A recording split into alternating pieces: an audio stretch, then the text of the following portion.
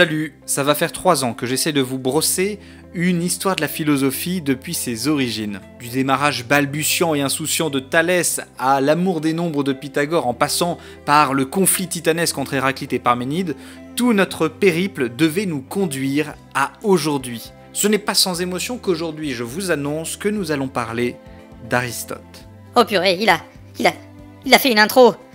Je crois que je me sens pas bien.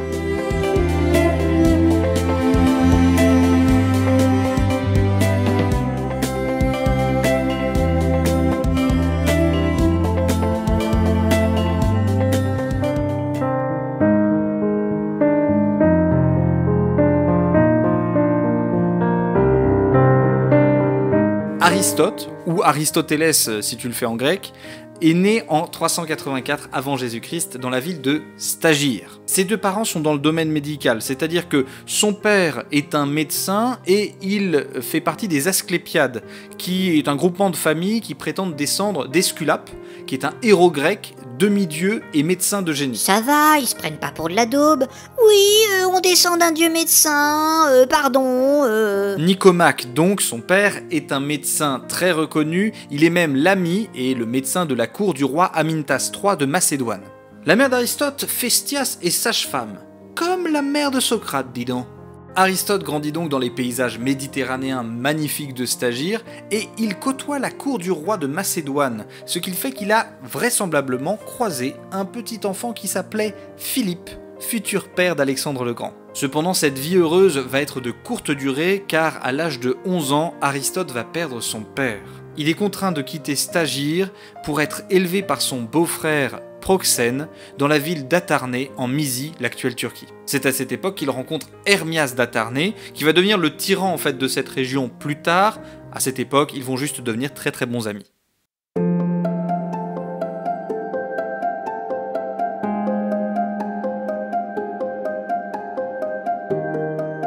On ne sait pas très bien comment Aristote a entendu parler de Platon, mais on peut très bien imaginer que, de son vivant, Platon avait un tel rayonnement que ça devait sortir des frontières d'Athènes. Tout ce que l'on sait, c'est que vers 367 avant Jésus-Christ, eh bien, le jeune Aristote, âgé de 17 ans, utilise l'héritage de son père pour partir direction Athènes, entrer à l'académie, et il va y rester 20 ans. Platon remarque très tôt le potentiel de ce jeune métèque. Mais quoi? Ça veut dire qu'il n'est pas athénien. J'oubliais le merveilleux racisme des Grecs anciens. Platon donc va encenser très rapidement les capacités d'apprentissage et les capacités de compréhension de ce jeune élève. Il va même lui donner la possibilité d'enseigner la rhétorique comme répétiteur et il va le nommer Anagnos. Mais t'as fini avec tes termes pourris. Non mais c'est pas moi, ça veut dire qu'il était capable d'enseigner à partir des écrits même de Platon. Son surnom à l'académie devient le liseur ou l'intelligence de l'école. En grec ancien, nous diatriphes.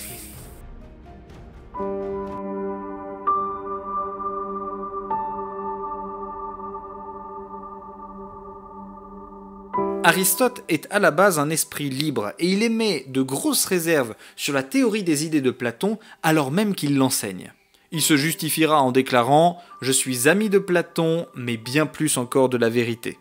Il ajoutera même « Ce sont des amis qui ont introduit la théorie des idées. Vérité et amitié nous sont chères l'une et l'autre, mais il nous est un devoir sacré que de donner notre préférence à la vérité ». Platon va mourir vers 348 avant Jésus-Christ, Aristote a 36 ans. Celui qui va succéder à Platon n'est autre que son neveu, Speusippe.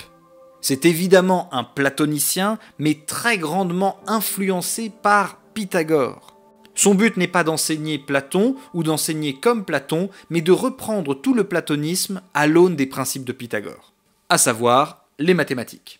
Aristote est dépité, il ne peut plus enseigner à l'académie car il est trop en désaccord avec ceux qui la dirigent. Il rentre donc en Mysie, à Atarnée, avec un de ses amis, Xénocrate, lui aussi disciple de Platon.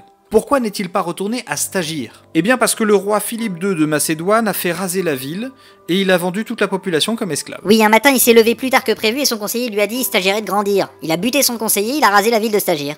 Attends, en vrai vu le bonhomme c'est presque crédible. Aristote va rejoindre son ami d'enfance Hermias d'Atarnée, qui est devenu tyran de cette ville. Lorsque la Macédoine et Athènes vont faire la paix, Aristote va se déplacer dans un petit port qui s'appelle Assos, dans lequel il va fonder sa première école. À ce moment, il travaille la biologie et la zoologie, et on le voit souvent descendre vers le port pour regarder si les pêcheurs n'auraient pas capturé des poissons qu'il ne connaîtrait pas.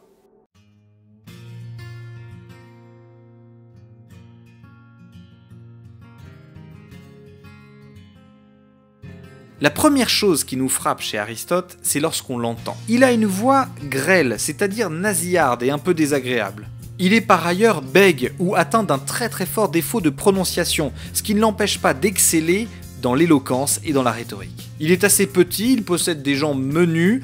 Résultat, à côté de Platon, le contraste avec ce géant devait être assez impressionnant. Beaucoup de personnes témoignent du fait qu'il prenait soin de lui, s'habillant toujours de manière impeccable, possédant plusieurs bagues à ses doigts et se taillant ou voire se rasant la barbe.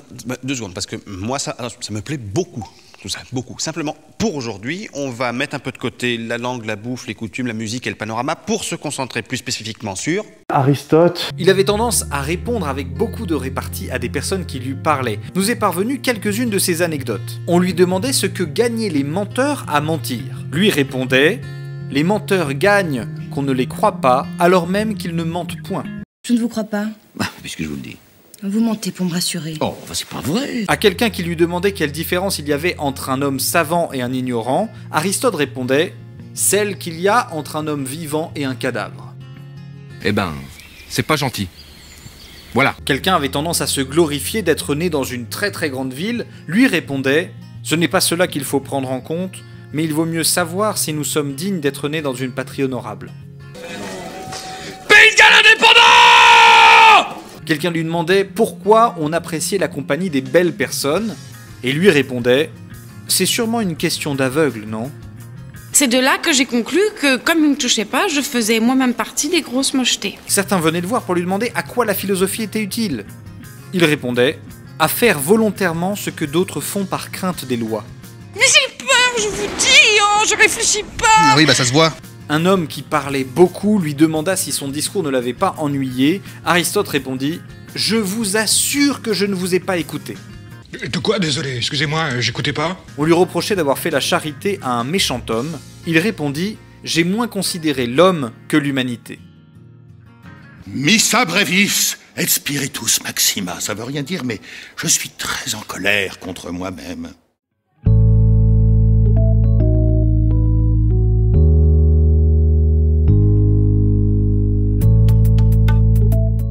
En 343, le roi Philippe II de Macédoine le fait venir à la cour pour lui demander d'être le précepteur de son fils, alors âgé de 13 ans, Alexandre.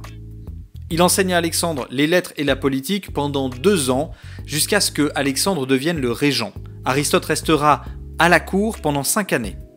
En 341, il épouse Pythias, qui est la nièce et la fille adoptive d'Hermias, son ami. C'est une femme assez exceptionnelle qui est biologiste et embryologiste de son époque. Elle va beaucoup aider Aristote dans tous ses traités. Attends, Aristote, c'est pas lui qui dit que la femme ne peut pas gouverner en le fondant sur les données biologiques? Il est assez particulier, le bonhomme, hein? Aristote retourne à Athènes en moins 335, alors que Alexandre a épargné la ville.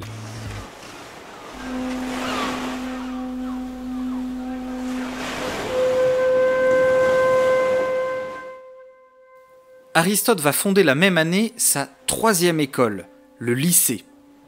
Le lycée est situé sur un lieu de promenade, littéralement en grec péripatos. Les aristotéliciens sont donc ceux qui se promènent aux alentours du lycée, d'où le nom de l'école péripapéticienne. Aristote y enseigne, il donne 2 types de cours, les cours ésotériques le matin, c'est-à-dire qui sont réservés à l'élite des étudiants, et les cours exotériques l'après-midi, qui sont ouverts à tous. Au niveau topographique, si je puis dire, le lycée s'organise dans un grand jardin, avec une grande allée d'arbres qu'on appelle péripatos. Il y a plusieurs habitations pour la plupart des étudiants et des enseignants, ainsi qu'un musée qui était là avant même qu'Aristote l'investisse du lycée. Ah d'accord, le mec achète un musée, pas de problème. Un musée, à l'époque, c'est un sanctuaire divin dédié aux muses, et dans lequel on va y pratiquer les choses de l'esprit. D'où le nom musée. Le lycée est pensé comme une fraternité qui s'organise autour du culte des muses. Et donc il y a des banquets, il y a des cérémonies, il y a des hôtels, il y a des... Bref, c'est un peu une secte. L'école dispose du matériel indispensable à la délivrance des leçons. On a des tables, des tableaux géographiques, des tables anatomiques, des globes célestes, un globe terrestre... Et bon, pour tous ceux qui pensaient qu'on croyait que la Terre était plate à l'époque. Oui, je suis un mec moderne occidental. Gus. Mon époque est la plus avancée. Bien reparti. Ma civilisation, c'est la meilleure. Bah non, alors tu la fermes. T'as fini ? Oui. Merci bien. Les leçons portaient sur l'ensemble des sciences possibles, que ce soit de la biologie, de la zoologie, de la géographie, de la politique, de la philosophie. Aristote est entouré de plusieurs groupes, de plusieurs équipes de chercheurs, et il va assumer le rôle de directeur de recherche, orientant les thématiques de recherche pour certains, et puis essayant d'assumer la synthèse de tous les résultats de ses recherches. Le lycée se démarque de la plupart des autres écoles parce qu'il va réellement faire la part belle aux études empiriques. Pour la première fois dans une école philosophique, l'observation, la description des phénomènes, l'analyse de la nature a la part belle, et on va considérer que le lycée est le premier à avoir réellement été dans une démarche scientifique.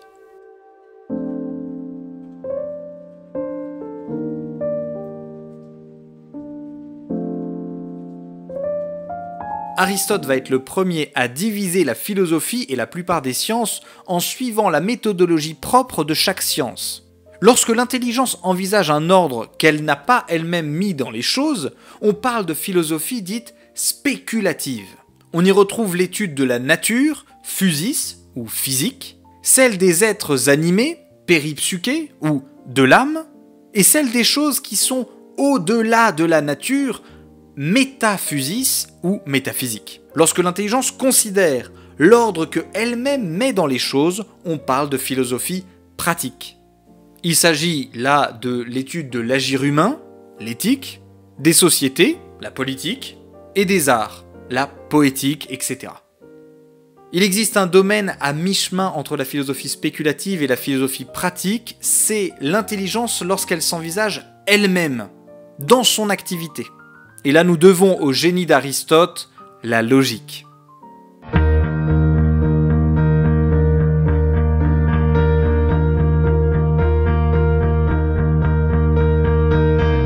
En moins 327 avant Jésus-Christ, il se passe dans la vie d'Aristote un drame.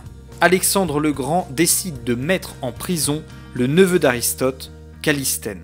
Ce dernier a refusé de se prosterner comme les Perses devant Alexandre, considérant qu'il était ainsi un dieu, mais de plus, le dirigeant de Macédoine l'accuse d'avoir fomenté un coup d'État contre lui. Callisthène subit des supplices absolument abominables et va mourir en captivité.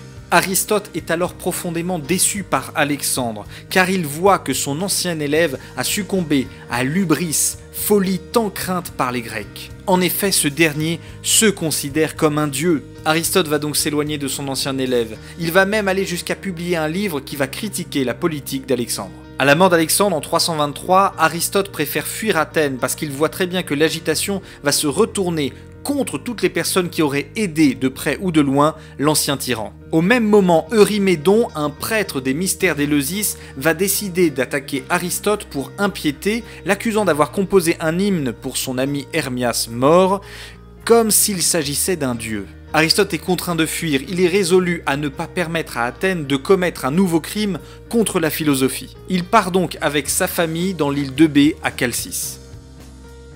Aristote se retrouve isolé, sans amis. Il est affecté d'une maladie à l'estomac qui le fait cruellement souffrir.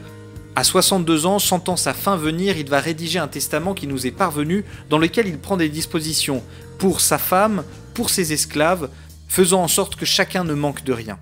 Puis, un soir, alors qu'il va dormir, on l'entend murmurer « Il n'y a point de vrais amis ». Il ferme les yeux et meurt.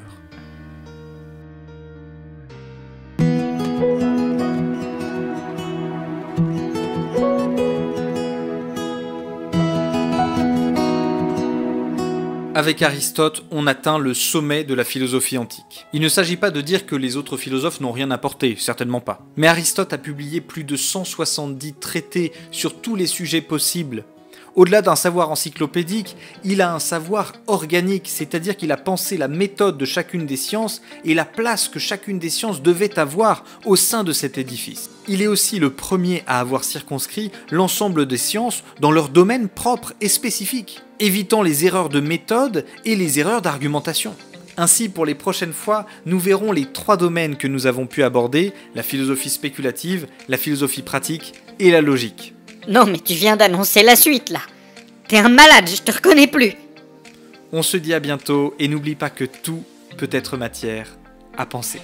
Tu peux t'abonner, tu peux t'abonner, tu peux t'abonner.